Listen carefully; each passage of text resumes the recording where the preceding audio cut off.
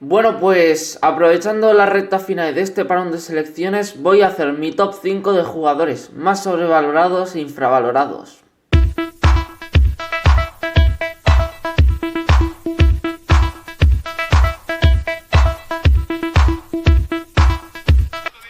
El míster, cada vez que se pone el míster en un equipo,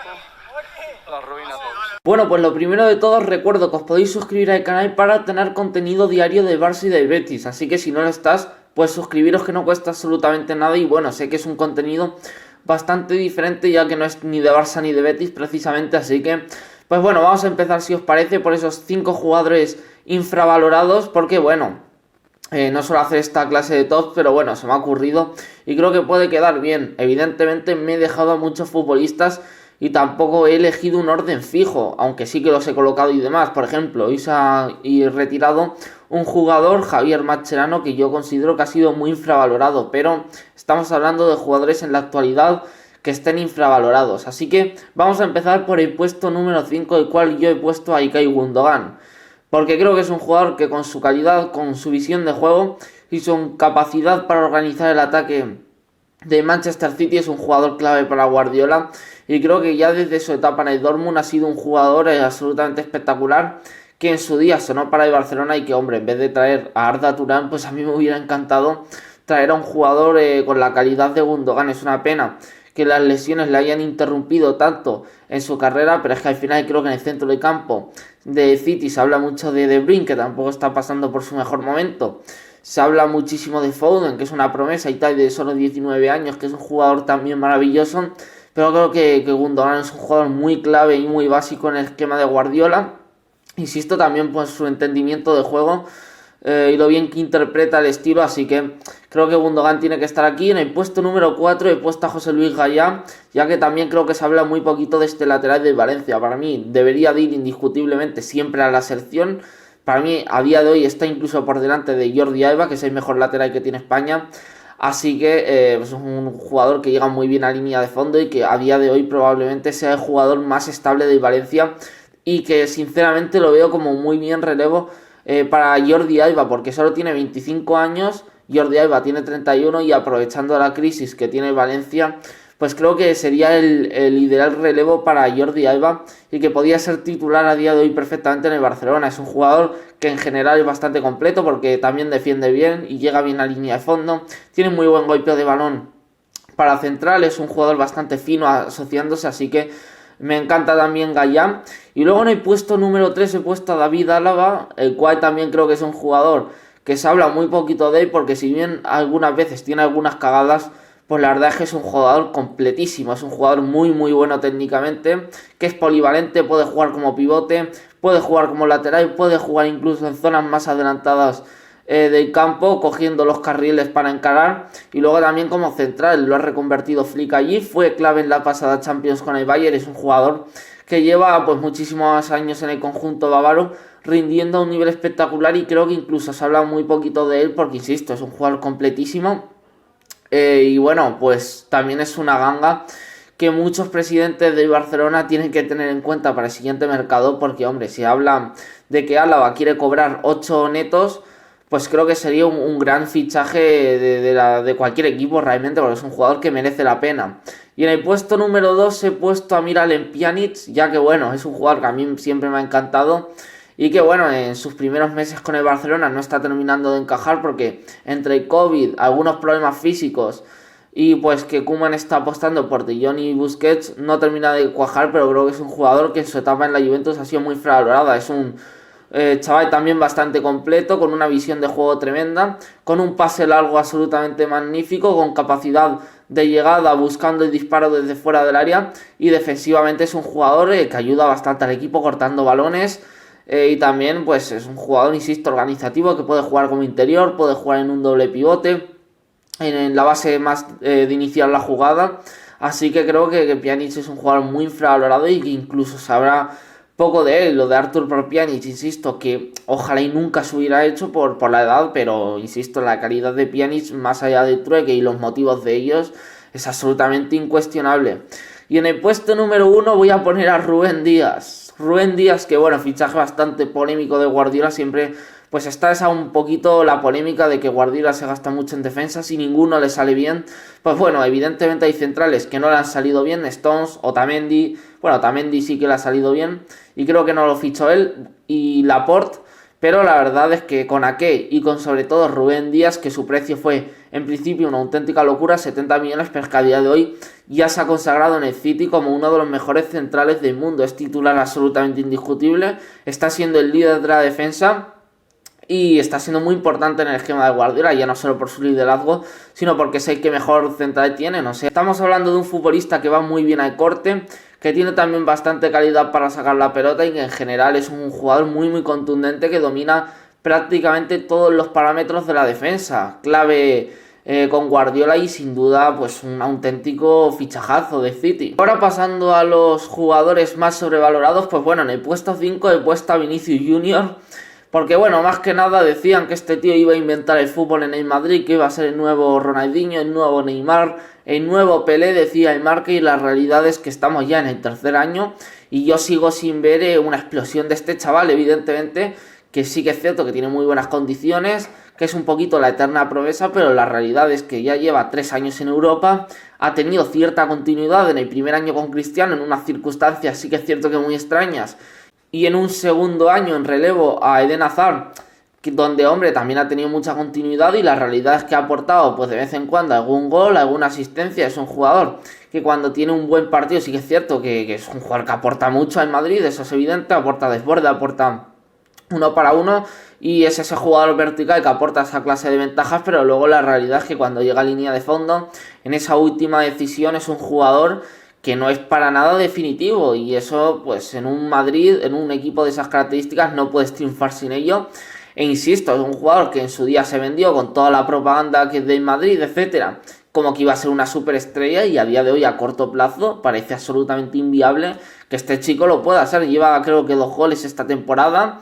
Algunos lo comparan con Ansu Fati, hombre, yo me quedo con Ansu Fati de largo por el gol. O sea, es que es un jugador que sí que es cierto que tiene muy buenas condiciones, pero que tampoco parece que las vayas a terminar de explotar y que se vaya a convertir en para lo que lo ficharon, que es ser prácticamente un Neymar, ¿no? Pero no tiene pinta, ni lo va a ser, ni lo es. O sea, eso está clarísimo. Y en el puesto número 4 he puesto a Kyle Walker. Creo que es un jugador que está sobrevalorado a más no poder, porque yo me parece muy surrealista que todo el mundo lo vea como imprescindible en el esquema de Guardiola. Sí, es imprescindible,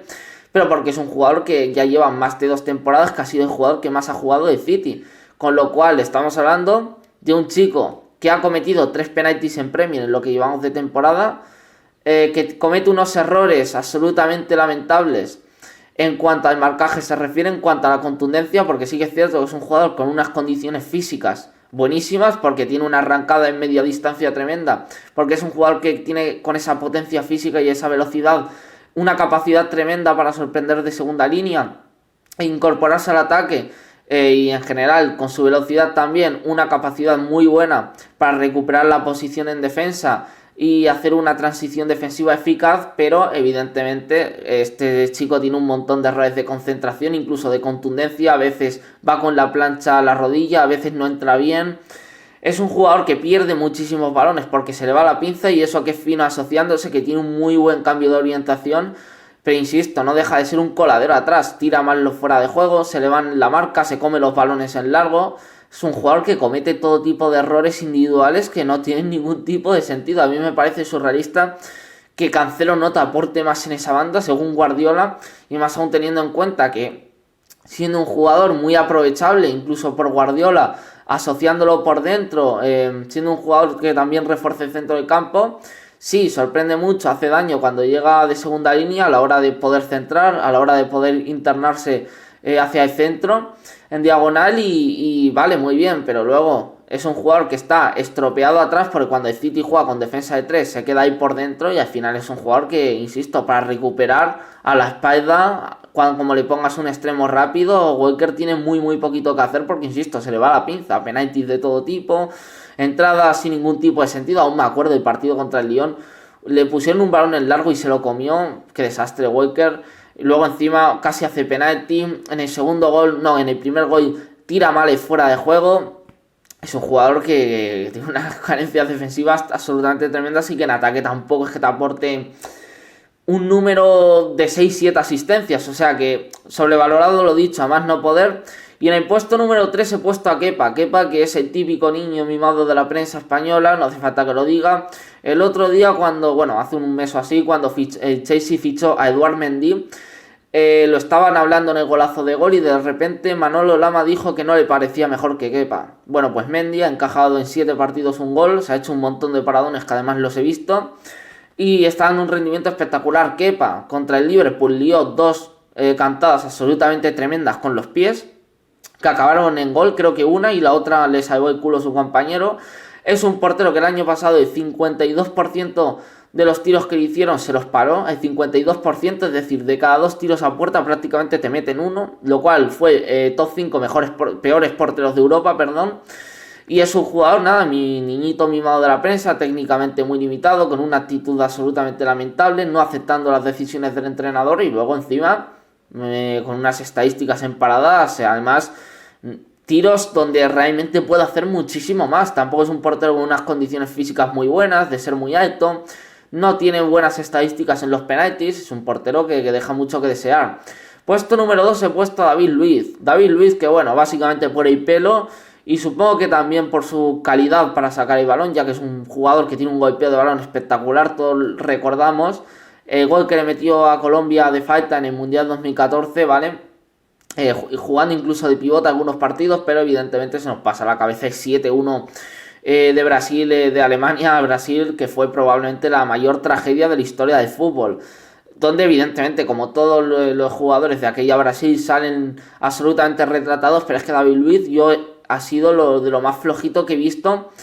en el fútbol de élite en cuanto a un defensa, un jugador que tiene unos errores de todo tipo a la hora de marcaje, que arriesga muchísimo salida de balón, que pierde balones, que va hablando, que no es contundente, o sea, errores de todo tipo y es, insisto, un coladero en defensa. El Arsenal lo ha decidido renovar, no entiendo por qué, porque además es un jugador con problemas físicos, insisto, que está súper sobrevalorado, porque tampoco domina ninguna faceta en específico del juego defensivo, con lo cual David Luiz es un jugador que no me parece ni mucho menos top y que, insisto, para mí es anticompetitivo si en cuanto a lo que se refiere a un equipo tiene que mejorar la defensa. Y en el puesto 1, no me deis por favor dislikes, pero voy a poner a Marco Verratti, porque es un jugador que en su día se hablaba de que el Barça lo podía fichar por 100 millones de euros. A mí no me parece un jugador, ni de 60 millones de euros, ni de 50, un jugador súper irregular, que siempre está lesionado, prácticamente siempre, y que luego, por ejemplo, me acuerdo la temporada 17-18, le pusieron, porque claro, al final el PSG sí tiene la fama esta de jugadores sobrevalorados y con razón, porque al final, si tú en un partido de la Liga Francesa goleas, tal, convences, pero vale, es que no has demostrado nada.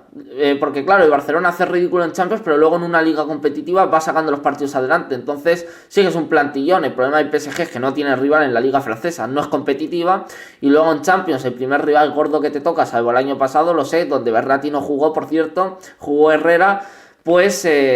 claro, se te ven un poquito las cosquillas, ¿no? Yo me acuerdo de esa temporada 17-18 que le pusieron Casemiro, Kroos, Modric y no hizo absolutamente nada. No dominaba los partidos con esas condiciones técnicas que tiene. Luego sí que es cierto que es un jugador que filtra pases, aunque tampoco se atreve en ese sentido. Muchas veces es un jugador algo plano. Sí que tiene muy buen entendimiento de juego, sí que tiene mucha colocación, tal, pero es que luego no tiene ni capacidad defensiva. Y luego no tiene ritmo de juego en absoluto, insisto. Cuando le pones un centro del campo tipo Kroos, Modric, no tiene absolutamente nada que hacer porque, insisto, cuando le compite en el centro del campo es un jugador que no te lo gana y que al final no creo que pudiera ser en su día el sucesor de Xavi como muchos nos pretendían ver, ni muchísimo menos. Y nada más, pues ponedme en los comentarios vuestro top de jugadores sobrevalorados e infravalorados y nos vemos en el siguiente.